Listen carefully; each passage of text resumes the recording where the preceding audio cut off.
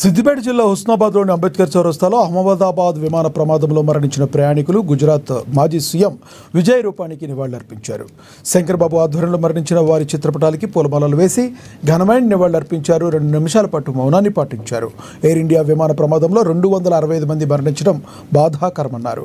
ఇక అలాగే ఏబీవీపీ సిద్దిపేట జిల్లా కన్వీనర్ సావుల ఆదిత్యపై గుర్తు తెలియని దుండగులు చేసిన దాడిని బీజేపీ హుస్నాబాద్ అధ్యక్షుడు శంకర్బాబు ఖండించారు.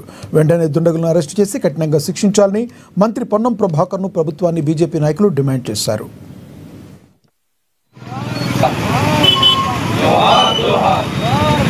గుజరాత్లోని అహ్మదాబాద్ విమానాశ్రయం నుంచి లండన్ వెళ్ళే ఎయిర్ ఇండియా విమానం ప్రమాదవశాత్తు కుప్పకూలి దాదాపు 265 మంది ప్రయాణికులు, భారతీయులు, విదేశీ ప్రయాణికులు, దాంట్లోనే విదేశీ ప్రయాణం చేస్తున్న గుజరాత్ మాజీ ముఖ్యమంత్రి విజయ రూపానీ గారు మరి మరణించినట్టు కేంద్ర ప్రభుత్వం మరి ప్రకటించడం జరిగింది.